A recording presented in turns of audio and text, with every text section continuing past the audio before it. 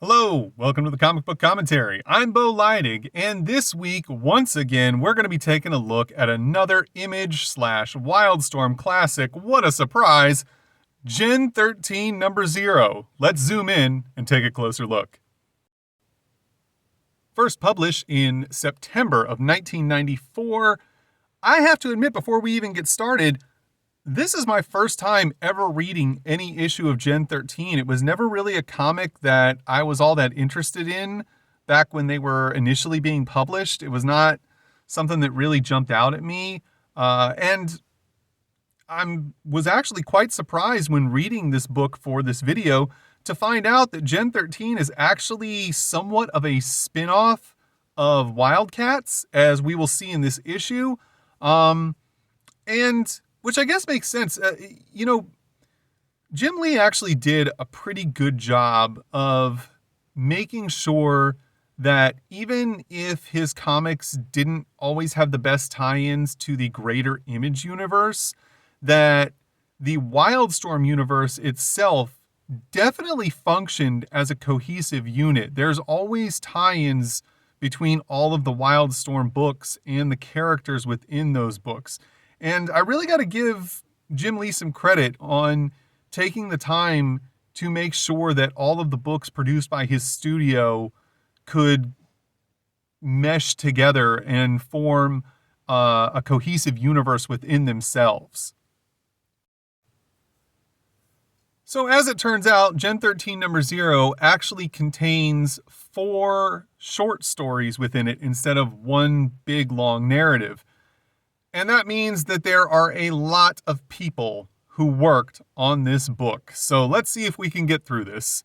Coming Home, pencils, Jim Lee. Inks, Alex Garner. Color, Wendy Fouts. Ink assistant, Sandra Hope. Desert Bloom, pencils, Richard Johnson. Inks, Gary Martin. Color, Monica Benet. The Big Deal, pencils, J. Scott Campbell. Didn't realize J. Scott Campbell was working on Wildstorm books back in the 90s, but hey, that's cool.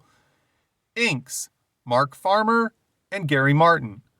Color, Wendy Fouts. Things Change, pencils, Travis Charest, not sure how to say that exactly, sorry about that, Travis. Inks, Alex Garner. Color, Wendy Fouts. Ink assistant, Sandra Hope. So the first story here is Coming Home. This is the one that focuses around Fairchild, who is kind of the de facto, I guess, leader of Gen 13 from what I'm gathering. In terms of like team leader, she feels like she's kind of the Cyclops of the group, if you will. So this book takes place right after all of the kids, quote unquote, teenagers involved in the Project Genesis, which is a secret government project to try and create superpowered beings, have escaped from the facility that they were being experimented on in and are traveling back to their hometowns, trying to tie up loose ends with family members. We see here Fairchild in the very first page at a bus stop, getting ready to get onto a bus to go into Portland, where she is from, kind of giving us a rundown of the things at hand. We see here her talking about some of the other characters, where they're all headed to.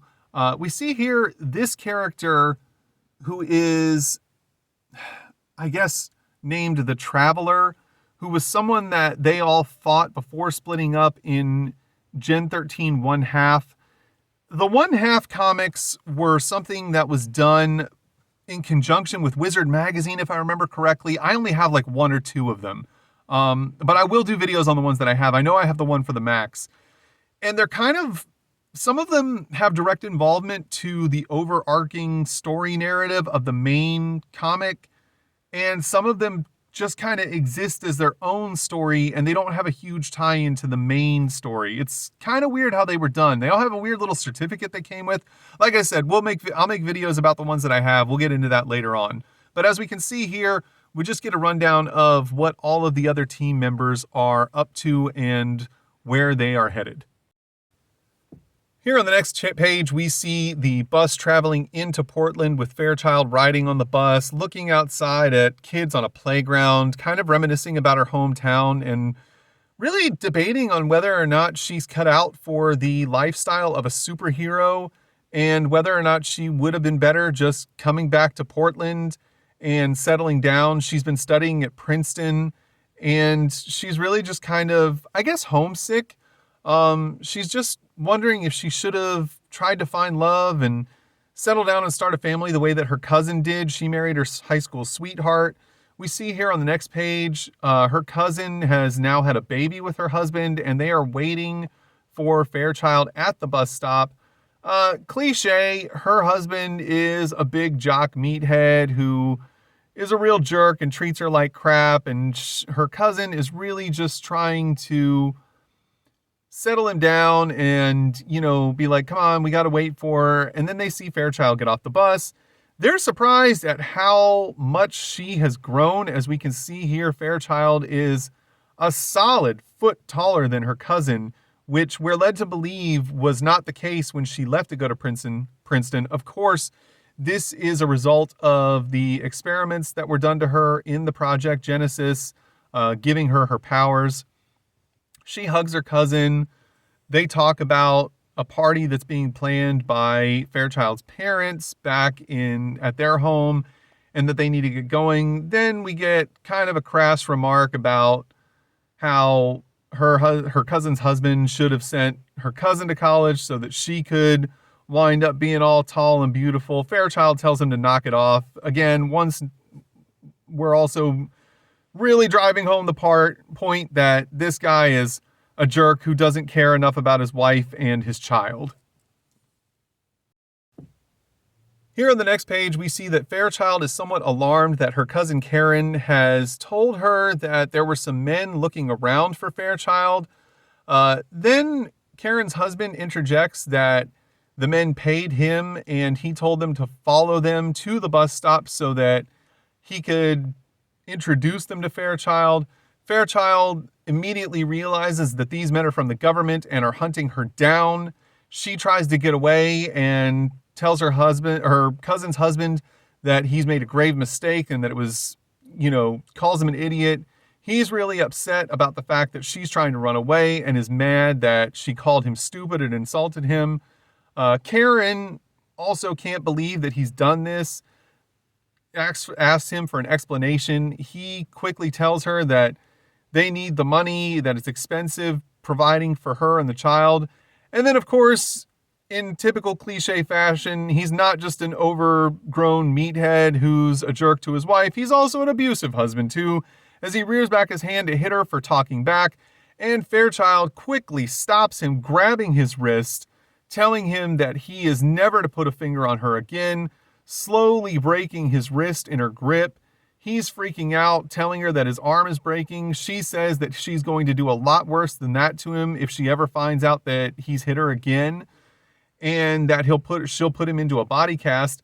Then all the government agents pull out their stun guns, put them on maximum stun to take him out. One of the guys is worried about what it's going to do to Karen's husband. The other guy tells him he'll be fine. They unleash, give them full zaps as we see this cool action shot of them being just electrocuted, flying through the air, all yelling out in terror. And it's really just kind of a crazy scene happening at the bus stop in Portland.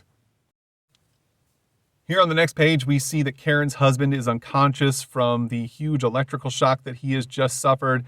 Fairchild, however, due to her superpowers, has weathered the shock, but is completely out of it, trying to gather her thoughts. She quickly remembers that the men are here to come after her. She tries to run away. Unfortunately, still feeling the effects of the electrocution, she's not sure of what direction she's headed in, and apparently the bus stop was at the train station, and she runs out onto the tracks, not realizing it, and is immediately hit by an oncoming train. The government agents are shocked. They quickly call in for an ambulance. Karen, her cousin, understandably is completely just shocked and upset that her cousin's just been hit by a train. They're all assuming the worst. We see here the train has derailed from hitting Fairchild. There's smoke on the ground. But then they're all shocked to see that Fairchild is not only okay, but picks up the train car over her head and throws it between them, telling the government agents to back off and that now she's angry. They can't believe what they've seen. Karen is completely just beside herself, not understanding what's going on, wondering what's happened to Fairchild while she was away. Understandably, Karen's not dealing with this well, and who would? Because as far as she knew, her cousin was just away at college, and now she's come back with the ability to survive being electrocuted, hit by a train, and then also has the ability to pick up said train car and throw it through the air. Fairchild realizes that this is only going to slow the agents down for a moment. She turns to run, but doesn't know where to go to. She's exposed. She's out in the open. She's not sure where she can hide.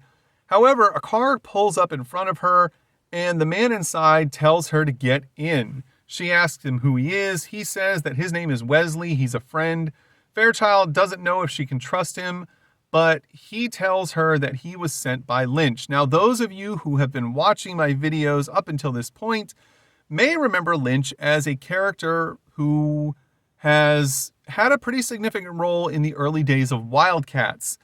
And he is one of the people, he is the person who broke all of the kids from the Gen 13 Project Genesis, if you will, program out of the facility because he didn't like what was being done. He really thought the government was out of line, and he knew that these kids needed to be freed. So that's the tie-in back to Wildcats. Fairchild realizes that she doesn't know if she can trust this guy, but she doesn't have many other choices. And as they drive off, we see that the other government agents who were chasing her talk amongst themselves saying, why does Wesley always get to, have the fast car and the babe? And the other one says it's all because of rank. Then we see Wesley dropping Fairchild off at the airport on a plane to San Diego to meet back up with Lynch. And he's talking to Lynch, telling him that she's on her way back to him. And that's where we see that the entire system of all these guys chasing Fairchild was actually just a setup by Lynch, who apparently thought that she needed a little bit of nudging to ensure that she would come back to San Diego to be part of the team of superpowered teenagers that he was putting together, which is a little underhanded and also makes a little bit less sense the further we go into the story. And that's the end of part 1, by the way. Part 2 starts out with our friend Robert Lane, also known as Burnout, driving through the desert in Arizona to go find Sarah, who is one of the other kids from the Gen 13 project. Sarah, being a member of the Apache tribe, has gone back to the reservation that she grew up on to visit family members. And we see here that Robert is just kind of thinking to himself as he drives through the desert, wondering what he's doing, where they're going. He's not really certain about the whole thing that's going on. He's not sure if he can trust Lynch. And he's actually quite surprised at what a small, out-of-the-way place the reservation that Sarah grew up on really is. As we see Robert pull in and park his van, he gets out, and the locals are quite skeptical of this stranger who is just out of nowhere pulled onto their reservation in a van. He's looking for Sarah Rainmaker, he tells them. They don't seem too inclined to help. However, Sarah overheard and saw him drive up. She's super excited to see him, calls out to him. She then takes him over to introduce Robert to her uncle, and then runs off with Robert to show him around the reservation. She shows him some other people in the tribe doing a ceremonial dance. Robert asks her what's with the powwow and if they're going on the warpath. Wow. Way to be super culturally insensitive, Robert, you jerk. But as we're going to find out, there's actually a reason behind it. And rightfully so, Sarah quickly calls him out on what he said and tells him that it's a rain dance, that it's part of their heritage, and really lets him know that she kind of offended him. And he still kind of doesn't get it. He asks her, what good is a rain dance? They're in the middle of the desert. And she grabs him by the shirt and pulls him out of the crowd, probably a little bit embarrassed about what he said. And then they drive up to one of the overlooking cliffs to look down at the village. And it's because she wants to show him the place that she grew up. Robert still really doesn't get it, so she tells him to fly alongside of her so she can give him a bird's eye view. On the next page, as we see them flying through the sky in the Arizona desert, Sarah continues to explain to Robert why the rain dance is so important, as it bonds the people of her tribe, as they've called this desert home for centuries. And it was how they were able to solidify bonds that helped them survive in such a unforgiving, harsh environment. And explains to him that they learned over the years that trying to exist on one's own is not an option in a place like this. And that's why she was able to get through the loss of her parents, who are both dead at this point. We don't know how, it's not explained here, but it's implied that they died when she was a young child.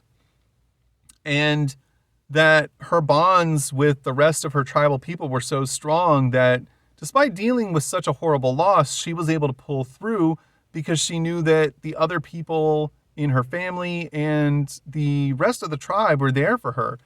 And that's when Robert kind of gets it and is very sincerely apologizing to her about the way he acted before.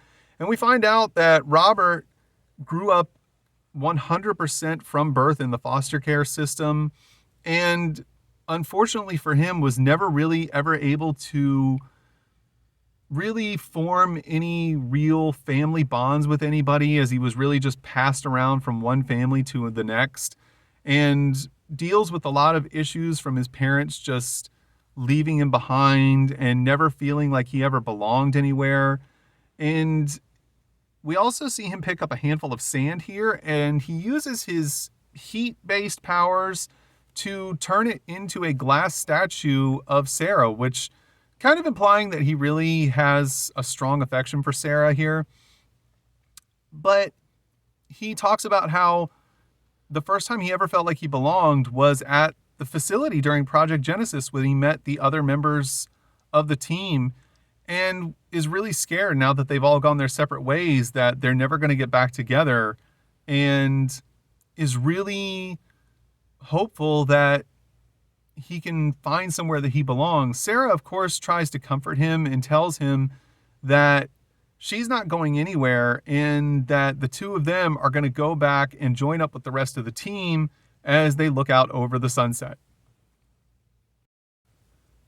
Presumably the next day, we see Sarah hugging her uncle goodbye and telling him that she loves him and that she is going to miss him and everyone else in the tribe, as she and Robert drive away in the van.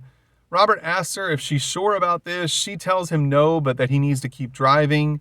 And then they head off to Las Vegas, Nevada to pick up none other than Grunge and Roxy.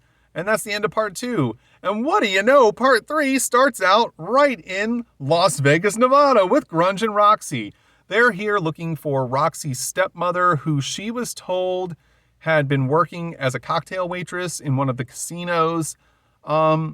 Apparently Roxy and Grunge are from Seattle. They go into Nero's palace, haha, really funny, and start looking around. Grunge is literally just a walking stereotype of early 90s cliches. Like we see him here with the 9 Inch Nails t-shirt. He's got the ripped up shorts, the combat boots, Roxy with the cut off jean shorts and the little crop top. This was such a big look in the early 90s for just kind of the alternative scene. Grunge also not portrayed as the smartest individual, but a nice guy nonetheless. They look around. This is the last casino that they have to check. I do find it a little hard to believe, though, that the two of them have literally been to every casino in Las Vegas and have finally gone to Nero's Palace as the last one on the list. But sure, okay. They decide that they've got to start looking around to try and see if her mom still works there or if anyone knows who she is. Grunge says he's about to help and then is suddenly cut off when his stomach makes a horrible grumbling noise. We find out that the reason Grunge's stomach is grumbling is because he has not had anything to eat since dinner. However, Roxy is a little annoyed because apparently they had dinner not that long ago. She decides to give Grunge her last $5 so he can go buy some food, but Grunge refuses to take it because he feels really bad about taking the last of her money. She seems quite surprised that he would do such a thing and is actually really happy about how sweet he is about not wanting to take the last of her money. This is where we're kind of given the implication that the two of them are in a bit of a relationship, as Grunge says, "Who loves you, babe?" But then Grunge has an idea as he pulls Roxy over to the roulette table. And this is where there's kind of a huge plot hole, because they use the $5 that she has to place a bet. However, this is not how casinos work. You cannot just walk over to a table and put cash on it. You have to use chips, and you get those chips by exchanging your money at a booth for those chips. And then after you're done gambling, you have to take those chips back to the booth and exchange them for money again. You cannot just put money on a table and place a bet. But whatever, it's a comic book, and apparently they didn't feel like ironing out all the details. Now, Grunge whispers his plan to Roxy, who then uses her powers to drop the ball on the 00, which is what they place their bet on. Again, I'm not certain that you can actually... I don't think you're allowed to bet on the 00 space. If I remember correctly, I think the green 00 space is the one spot on the roulette wheel that you're not allowed to place a bet. I could be wrong, and if I am, point it out in the comments, by all means. But I'm almost 100% certain that you can't place a bet there. Also, we're not entirely sure what Roxy's powers are, and to be fair, she's entirely shocked by what happened as well, so she may not know what her powers are either. However, their $5 bet won them a boatload of chips, which has caught the eye of this gentleman here, who quickly approaches them and says something in Chinese to Grunge. Grunge, however, tells this man that he only speaks American, and that while he was born in Hong Kong, did not grow up there. He grew up here in the States. The man says that he looks like a man named Mo Gong. Here on the next page, we see that the man continues to talk to Grunge and seems to be friendly to Grunge for no real reason. And then Grunge makes a comment about how cool the guy's jacket looks. The guy, surprisingly, then just takes the jacket off and gives it to Grunge and tells him it's his. He then walks away and Grunge thanks him for it and says that he's a real righteous dude. Roxy seems a little bit surprised and can't believe that Grunge is actually going to wear the jacket. Grunge, however, says he's going to wear it with pride and that the guy left his shades in the jacket as well. As we see here at the bottom of the page, Grunge puts on the shades and proclaims himself to be the king of Las Vegas. However, Roxy is not amused and thinks he looks like kind of a goofball. However, we then see that the owner of the casino has been kind of watching what's happening as Grunge and Roxy continue to gamble and is rather irritated by how much money his casino is losing as they keep winning and hitting on every number.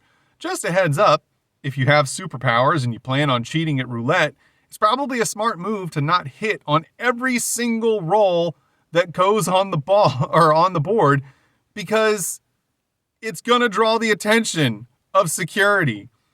But the owner happens to believe that Grunge is actually Lu Wan Yu, who is a member of the Triad. He thinks that Grunge is here to encroach on his territory, as this man himself is a member of a crime syndicate. He tells his security guys to go down there and basically put the screws to him and kill Lu Wan Yu, as he thinks it is, But it's such a goofball idea that they're just going to walk up to this guy and kill him in the middle of the casino. As we see here back at the roulette wheel, they're still playing, they're still winning, and the security guys are coming up from behind as they can see what's going on, and they're going to take care of business. Roxy tells Grunge that she's been talking to some of the girls that work there and finds out that her mom left a few days ago to move to New York City and is very disheartened. She doesn't believe that they'll ever be able to find her mom in New York. Grunge says that maybe if they win enough money, they can buy some plane tickets. However, they are then suddenly cut off when they see the security guards running at them. They, however, don't realize that the security guards have mistaken them for other people and believe that they're instead in trouble for gambling in the casino underage, which brings up another point, the fact that these are two teenagers that nobody carded in a major casino to see if they were allowed to gamble. But anyway, Roxy, quick on her feet, she thinks to grab the chips, yells free money, and throws them at the guards. The security guys are all entangled with the crowd that quickly runs over to grab the chips as they fall. Grunge runs over to a fountain, upset that these men are coming after them, sticks one hand in the fountain, and then sprays water out of his other hand. As we see here that Grunge's powers, I guess, from the way they're portrayed in this book, are similar to that of someone like Absorbing Man from Marvel Comics, where he can take on the properties of different elements that he touches. As they quickly run off, the guards jump back to their feet. They start to chase after them. And we see that they've lost them and don't know where they are. And that's because Grunge was able to think on his feet and got up with the statues behind them, grabbed onto one of the pillars, and turned he and Roxy into basically concrete as far as I can tell. But I'd also like to point out that Grunge's shirt and jacket are now gone. He's wearing what looks to be an improvised toga, and Roxy is just wearing her same regular clothes that she had on before, which does not fall in line with the decor of the casino. However, these guards wouldn't be looking up into the statues to see if there were two kids pretending to be statues up there that have also turned themselves into concrete, so I guess that part of it works at least. The security guards decide to go down another hallway, and as they're going away, Grunge drops the concrete out of he and Roxy. Roxy's really happy that they've apparently lost the security guards at this point. As Grunge helps her down, who now has his shirt back on, she's really surprised that he was able to turn her into concrete as well, and that she didn't know he could do that. And he replies in a manner that makes you believe that he didn't know he could do that either. However, they are cut off once again by the guards who have returned and seen them in the hallway of the casino. They turn around and realize that the jig is up. They decide to run out the front doors. We see here that Grunge apparently has put his jacket back on. We don't know when because he isn't wearing it here or here. However, as they run out the door, they see the van and jump in with Sarah and Robert. Falling into the back of the van, we see that Grunge's jacket is still on. Sarah is asking them what's happening, but they cut her off and say to just drive. But now we see that Grunge's jacket is gone once again. A little bit of a continuity error going on here. They take off in the van and are on their way to San Diego. And that's the end of part 3. Now we move on to part 4, which focuses entirely on Lynch. And in my opinion, this is actually the worst part of the story, and I'll explain why as we get to it.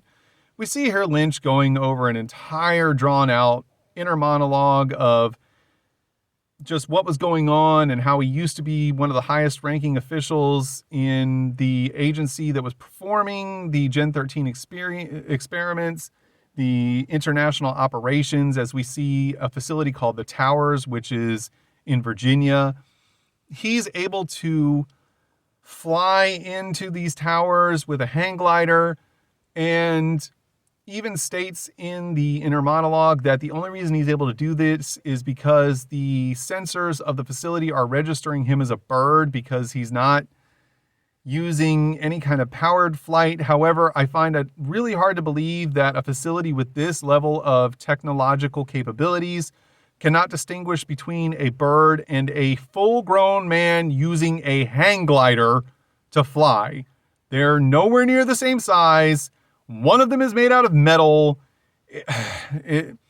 I'm sorry. I'm really having a hard time suspending my disbelief on that one, even though we're talking about a superhero comic book. But okay, that's what's going on.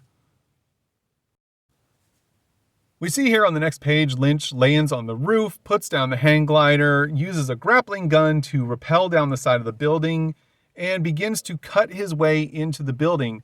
It is explained in his monologue that he's able to do this because he was able to get a hold of the blueprints for the facility before it was built and modify them to create a small part of the building that had no security measures that he could slip through if he ever needed to, which, okay, if he's that high level on the Black Ops side of things, it is, feasible that he would try to design some little kind of, corridor that he could use if he ever needed to.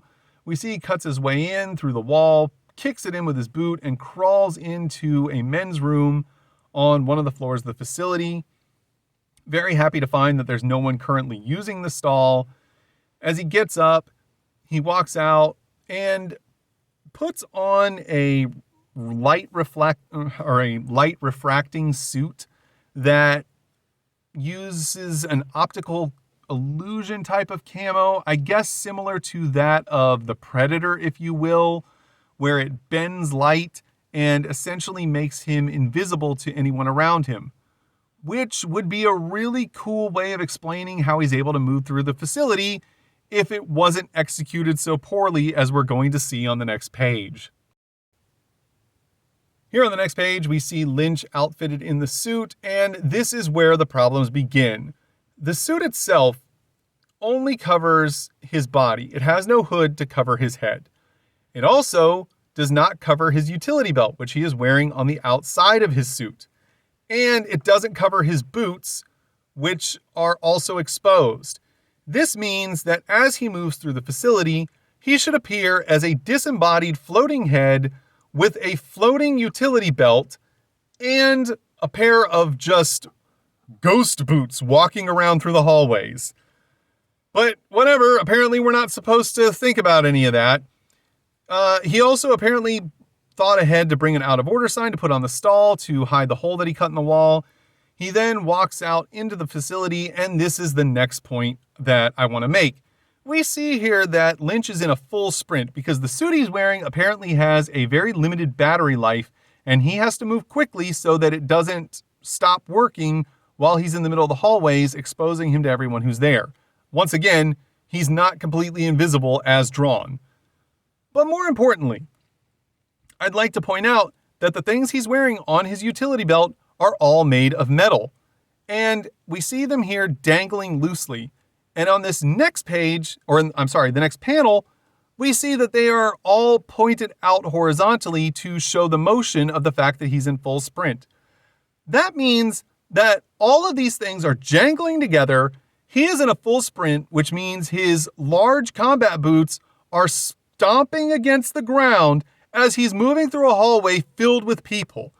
Even if this suit, which is not covering his entire body, were in fact making him completely invisible to everyone in the hallway, they would still have literally no trouble whatsoever hearing the noise and racket that he is making as he traverses this facility on his way to the central data bank, which is where he needs to get to. He then passes Alicia, who was one of his subordinates that you may also remember having seen in one of the Wildcats issues. I believe number 2 she is in. If you'd like to know more about Wildcats, please check out my Wildcats playlist. He is caught by her, realizes that he is actually going to miss her, but also then remembers that he doesn't have time to reminisce. He instead goes directly to the databank, breaks his way in using not his own code, which he's certain isn't working anymore, but the code of one of the men who was under him that he assigned.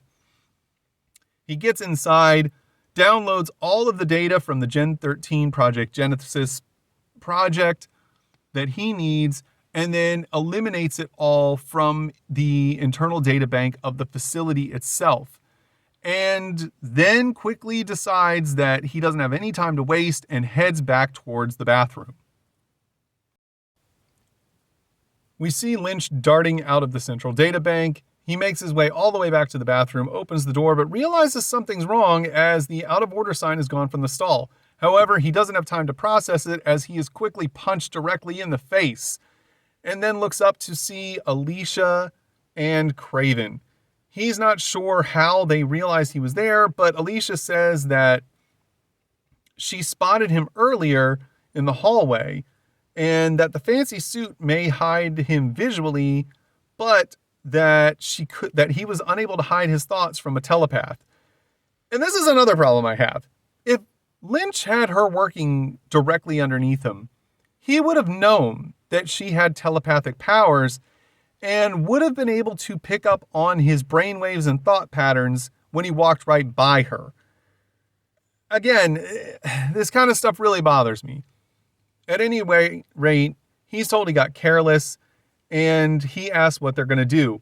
Craven then tells Lynch that he could cash his own check if he delivers him to the agency, so Lynch tells him to shut up and do it. However, Craven tells him that he owes him one and that it's not going to be today. Then Lynch says that he was never keeping score, calls Craven by his first name, Frank, and always thought that the two of them were friends. Craven then tells them that, yeah, he thought they were too, but that they're not anymore. And that's the end of part 4. And here in the epilogue, we see all the rest of the team members showing up to Lynch's house. And Robert thinks that it's kind of a weird looking place, but Fairchild informs him that it was actually designed by a really famous architect. As they are let in by the housekeeper, they walk into a very lavish home, seeing Lynch on the couch drinking some wine. We see that Grunge says he actually would like to meet the guy who designed the place, but is informed by Fairchild that the guy is actually dead and that's not going to be a possibility. Lynch asks them if they've all finished tying up all their loose ends, because this is where the training begins as we see the end of the story. So on the next page, we see a big 2-page splash advertisement for Team 7. I do not have all of the issues of Team 7, but I do have some of them. When I get them all, I'll try and start, or at least, because there's not a ton of them. There's not a ton. When I get them all, I'll try and start doing some videos about Team 7. It's kind of a cool little backstory to a lot of the characters in the Wildstorm universe, and how so many of them, got to where they were, and the training they received in their past, and why they are so skilled at what they do. On the final page of the book, we see an advertisement for the Wildstorm swimsuit issue. Man, Jim Lee not even trying to pretend that the target demo of his readers is nothing but 13-year-old boys. But whatever, man, if it was selling, it was selling. And on the reverse inside cover, we get our very first advertisement for the game Blackthorn. I never played Blackthorn, and I don't know what it was about really, but what I do know is that a lot of Image comic books in 1994 had advertisements for Blackthorn in them. And we are going to see a lot more of these ads as we continue to get through videos about books that came out in 94. And that was Gen 13 number 0. It's not a bad book. It's nothing that's lighting the world on fire, but overall it was a fun read. And one of the things I'd like to point out that I found really impressive about the whole thing was that despite the fact that this book was penciled by 4 separate artists, you almost don't notice it as you read. These guys actually did a really good job of making a continuous, cohesive artistic style that flowed throughout the entire book. And that's really impressive. That's not easy to do. taking multiple artists and have them all work on one book and make it look like that whole book is, almost seamless is a really impressive feat, and I can't give them enough praise for pulling it off. Once